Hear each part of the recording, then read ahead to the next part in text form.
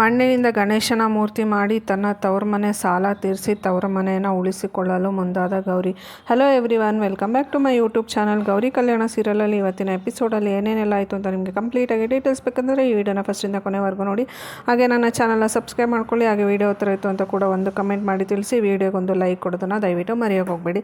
So Gauri design ಮಾಡಿ ಮನೆ ಸಾಲ ಎಲ್ಲ ತೀರಿಸ್ಬಿಟ್ಟು ಮನೇನ ಕೊಡಿಸ್ಬೇಕು ಅಂತ ಅವರಪ್ಪಗೆ ವಾಪಸ್ ಕೊಡಿಸ್ಬೇಕು ಅಂತ ಅಂದ್ಕೊಂಡಿದ್ಲು. ಸೊ ಗಂಡನ ಮನೆಯವರು ಅವಳಿಗೆ ತುಂಬಾ ಹೀಯಾಳಿಸಿ ಚುಚ್ಚಿ ಮಾತಾಡಿದ್ರಿಂದ ಗೌರಿ ಅಂದ್ಕೊಂಡ್ಳು, ಈ ಕೆಲಸ ಮಾಡೋದು ಬೇಡ, ಬೇರೆ ಏನಾದರೂ ಮಾಡಿಬಿಟ್ಟು ನನಗೆ ಗೊತ್ತಿರೋ ವಿದ್ಯೆನ ಉಪಯೋಗಿಸ್ಕೊಂಬಿಟ್ಟು ನಮ್ಮ ತವ್ರ ಮನೆಯವರ ಕಷ್ಟಕ್ಕೆ ನಾನು ಆಗಬೇಕು, ಅವರ ಸಾಲನ ತೀರಿಸ್ಬೇಕು ಅಂತ ಅಂದ್ಕೊಂಡು ದೇವ್ರ ಹತ್ರ ಬೇಡ್ಕೋಬೇಕಾದ್ರೆ ಗಣೇಶನ ನೋಡಿಬಿಟ್ಟು ಅಂದ್ಕೊಂಡ್ಳು, ನನಗೆ ಗಣೇಶ ಮೂರ್ತಿ ಮಾಡೋ ಒಂದು ವಿದ್ಯೆ ಒಲ್ದಿದೆ. ಸೊ ಅದನ್ನೇ ಉಪಯೋಗಿಸ್ಕೊಂಬಿಟ್ಟು ನನ್ನ ತವ್ರ ಮನೆ ಸಾಲನ ನಾನು ತೀರಿಸ್ಬೇಕು, ನನ್ನ ತವ್ರ ಮನೆಗೆ ನಾನು ಆಗಬೇಕು. ಸೊ ಈಗ ಬಂದಿರೋಂಥ ಕಷ್ಟದಿಂದ ಅವ್ರನ್ನ ಪಾರು ಮಾಡಬೇಕು ಅಂತ ಅಂದ್ಕೊಂಡು ಗಣೇಶ ವಿಗ್ರಹ ಮಾಡೋದಕ್ಕೆ ಅವರಪ್ಪ ಹತ್ರ ಹೇಳಿದ್ಲು. ಸೊ ಅವರಪ್ಪ ಬಂದುಬಿಟ್ಟು ಅವರಪ್ಪ ಹತ್ರ ಡಿಸ್ಕಸ್ ಮಾಡೋದಕ್ಕೆ ಸ್ಟಾರ್ಟ್ ಮಾಡಿದ್ಲು. ಆಗ ಅವರಪ್ಪ ಹೇಳಿದ್ರು, ನಿಂಗೆ ಬೇಡಮ್ಮ, ಇದೆಲ್ಲ ನಿನಗೆ ಇಷ್ಟ ಇರ್ಬೋದು, ಆದರೆ ನಿನಗೆ ಮದುವೆ ಆಗಿದೆ, ಗಂಡನ ಮನೆಯಿಂದ ನೀನು ಇಲ್ಲಿ ಬಂದು ಮಣ್ಣಲ್ಲೆಲ್ಲ ಕೆಲಸ ಮಾಡಿ ಹೋದರೆ ನಿನ್ನ ಗಂಡನ ಮನೆಯವರು ನಿನಗೆ ಏನು ಅನ್ನಲ್ಲ. ಸೊ ನಮ್ಮ ಕಷ್ಟ ಏನಿದೆಯೋ ಅದನ್ನು ನಾವು ತೀರಿಸ್ಕೊತೀವಿ, ನೀನು ಯಾಕೆ ಕಷ್ಟಪಡ್ತೀಯ, ನೀನು ಯಾಕೆ ಇದೆಲ್ಲ ಮಾಡ್ತೀಯ, ಬೇಡ, ಏನು ಬೇಡ ಅಂತೇಳ್ಬಿಟ್ಟು ಅವರಪ್ಪ ಒಪ್ಕೊಳ್ಳೋದಿಲ್ಲ. ಅದಕ್ಕೆ ಗೌರಿಗೆ ತುಂಬಾ ಕೋಪ ಬಂದುಬಿಡುತ್ತೆ, ತುಂಬಾ ಸಿಟ್ಟು ಬರುತ್ತೆ. ಆವಾಗ ಹೇಳ್ತಾಳೆ, ನೀವು ನನ್ನನ್ನು ಮನೆಯಿಂದ ಹೊರಗಡೆವಳು ಅನ್ನೋ ಥರ ಟ್ರೀಟ್ ಮಾಡಿದ್ರೆ ನಾನು ಯಾಕೆ ಈ ಮನೆಗೆ ಬರಬೇಕು, ನಾನು ಯಾಕೆ ನಿಮ್ಮ ಜೊತೆ ಸಂಬಂಧ ಎಲ್ಲ ಇಟ್ಕೋಬೇಕು. ಸೊ ನಾನು ಇನ್ನು ಮುಂದೆ ಈ ಮನೆಗೆ ಬರೋದಿಲ್ಲ, ನೀವು ನನ್ನನ್ನು ಹೊರಗಿನವಳು ಅಂತ ಟ್ರೀಟ್ ಮಾಡಿದ್ರೆ ನಾನು ಕೂಡ ಅದೇ ಥರ ಇರಬೇಕಾಗತ್ತೆ. ಇನ್ನು ಮುಂದೆ ನಾನು ಈ ಮನೆಗೆ ಬರೋದಿಲ್ಲ. ಸೊ ನಾನಿವತ್ತು ಒಂದು ಸತಿ ನಾನು ಡಿಸೈಡ್ ಮಾಡಿಬಿಟ್ಟು ಮನೆಯಿಂದ ಆಚೆ ಹೋದೆ ಅಂತಂದರೆ ನಿಮ್ಮ ಸಂಬಂಧ ಎಲ್ಲ ಇಲ್ಲಿಗೆ ಮುಗ್ದೋಗ್ಬಿಡುತ್ತೆ. ನಾನು ಯಾವತ್ತೂ ಈ ಮನೆ ಕಡೆ ಬರೋದಿಲ್ಲ. ನೀವು ಕೂಡ ನನ್ನನ್ನು ನೋಡೋ ಪ್ರಯತ್ನ ಆಗಲಿ, ಮಾತಾಡಿಸೋ ಪ್ರಯತ್ನ ಆಗಲಿ ಯಾವತ್ತೂ ಮಾಡೋಕ್ಕೆ ಹೋಗಬೇಡಿ, ಇದು ನನ್ನ ಕಡೆಯ ನಿರ್ಧಾರ ಅಂತೇಳ್ಬಿಟ್ಟು ಗೌರಿ ಅವರಪ್ಪ ಅವರಮ್ಮಗೆ ಹೇಳ್ತಾಳೆ. ಸೊ ಆದರೂ ಕೂಡ ಅವರಪ್ಪ ಒಪ್ಕೊಳ್ಳೋದಿಲ್ಲ. ಬೇಡಮ್ಮ, ನಿನಗೆ ಮದುವೆ ಆಗಿದೆ, ನಿನ್ನ ಜೀವನ ನೀನು ನೋಡ್ಕೊ, ನಮ್ಮ ಕಷ್ಟ ನಾವು ಹೆಂಗೋ ಬಗೆಹರಿಸ್ಕೋತೀವಿ ಅಂತ. ಆದರೂ ಕೂಡ ಗೌರಿ ಅದನ್ನು ಕೇಳಿಸ್ಕೊಳ್ಳೋದಿಲ್ಲ, ತುಂಬಾ ಹಠ ಮಾಡೋದಕ್ಕೆ ಸ್ಟಾರ್ಟ್ ಮಾಡ್ತಾಳೆ. ಸೊ ನೀವೇ ನನ್ನನ್ನು ಮನೆಯಿಂದ ಹೊರಗಿನವಳು ಅಂತ ಟ್ರೀಟ್ ಮಾಡಿದ್ರೆ ನಾನು ಯಾಕೆ ಈ ಮನೆಗೆ ಬರಬೇಕು, ಇವತ್ತು ಒಂದು ಸತಿ ನಾನು ಹೆಜ್ಜೆ ತೆಗೆದು ಆಚೆ ಇಟ್ಟೆ ಅಂತಂದರೆ ನನ್ನ ಹಠ ಏನು ಅಂತ ನಿಮಗೆಲ್ಲರಿಗೂ ಗೊತ್ತಿದೆ.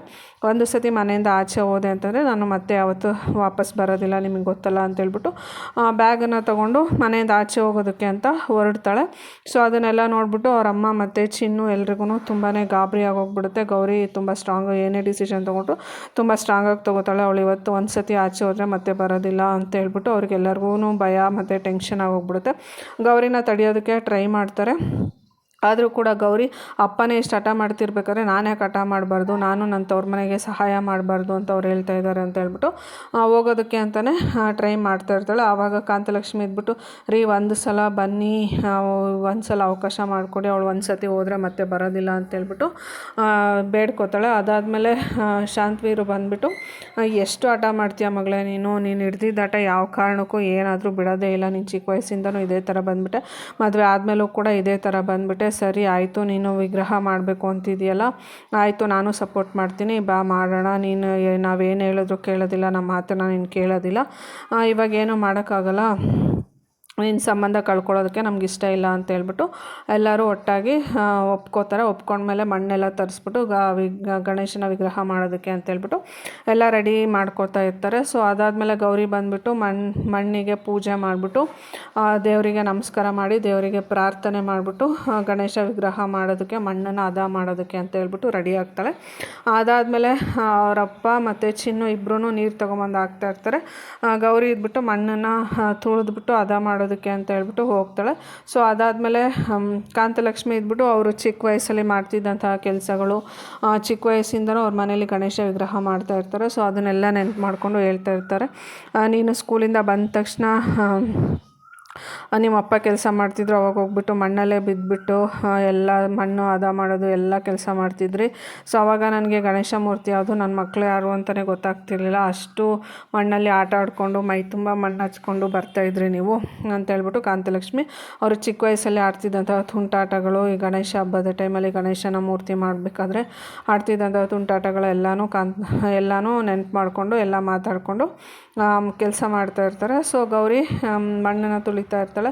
ಸೊ ಆವಾಗ ಎಲ್ಲ ಹೇಳ್ತಾರೆ ಗೌರಿನ ಭೂಮಿ ತಾಯಿಗೆ ಸಮ, ಅವಳು ಎಷ್ಟು ಚೆನ್ನಾಗಿ ಮುಂಚೆಯಿಂದನೂ ಮಣ್ಣನ್ನು ಹದವಾಗಿ ತೊಳಿತಾ ಇದ್ದಿದ್ದು ಅವಳೇ, ಸೊ ಹದ ಮಾಡ್ತಾ ಇದ್ದಿದ್ದು ಅವಳೇ, ಅದಕ್ಕೋಸ್ಕರ ಅವಳಿಗೆ ಗಣೇಶ ವಿಗ್ರಹ ಮಾಡುವಂತಹ ಕಲೆ ಒಲ್ದಿದೆ ಅಂತ ಹೇಳ್ಬಿಟ್ಟು ಅವ್ರ ಅತ್ತೆ ಗೌರಿಗೆ ಹೇಳ್ತಾ ಇರ್ತಾರೆ. ಚಿಕ್ಕ ವಯಸ್ಸಿಂದನೂ ನೀನೇ ಗೌರಿನೇ ಈ ಕೆಲಸ ಮಾಡ್ತಾ ಇರೋದು ಅಂತ ಹೇಳ್ಬಿಟ್ಟು ಅವ್ರ ಅತ್ತೆ ಹೇಳ್ತಾರೆ. ಸೊ ಅದಾದಮೇಲೆ ಕಾಂತಲಕ್ಷ್ಮಿ ಬಂದ್ಬಿಟ್ಟು ಹೌದು ಗೌರಿಗೆ ಈ ಕಲೆ ಒಲ್ದಿದೆ ಅಂತ ಹೇಳ್ಬಿಟ್ಟು ಊಟ ಎಲ್ಲ ತೊಗೊಂಬಂದು ಊಟನ ಮಾಡಿಸೋದಕ್ಕೆ ಸ್ಟಾರ್ಟ್ ಮಾಡ್ತಾರೆ. ಊಟ ಮಾಡಿ ಅಂತ ಕರೀತಾರೆ, ಆದರೆ ಎಲ್ಲರೂ ಕೆಲಸ ಫಸ್ಟು ಅಂತಾರೆ. ಸೊ ಅದಕ್ಕೆ ಕೆಲಸನೇ ಮಾಡಿಕೊಂಡು ಇವ್ರು ಊಟ ಮಾಡೋದಿಲ್ಲ ಅಂತ ಹೇಳ್ಬಿಟ್ಟು ಕಾಂತಲಕ್ಷ್ಮಿ ತಟ್ಟೆಗೆ ಅನ್ನ ಹಾಕ್ಕೊಂಬಂದು ಎಲ್ಲರಿಗೂ ತುತ್ತು ಮಾಡಿ ತಿನ್ನಿಸ್ತಾ ಇರ್ತಾಳೆ. ಫಸ್ಟ್ ಗೌರಿಗೆ ತಿನ್ನಿಸ್ತಾಳೆ, ಅದಾದಮೇಲೆ ಚಿನ್ನು ಅಮ್ಮ ನನಗೆ ಅಂತ ಕೇಳ್ತಾಳೆ, ಅವರಿಗೂ ತಿನ್ನಿಸ್ತಾರೆ. ಮತ್ತು ಅದಾದಮೇಲೆ ಶಾಂತವೀರಿಗೂ ಕೂಡ ತಿನ್ನಿಸ್ಕೊಂಡು ತುಂಬ ಖುಷಿಯಾಗಿ ಕೆಲಸ ಮಾಡ್ತಾ ಇರ್ತಾರೆ.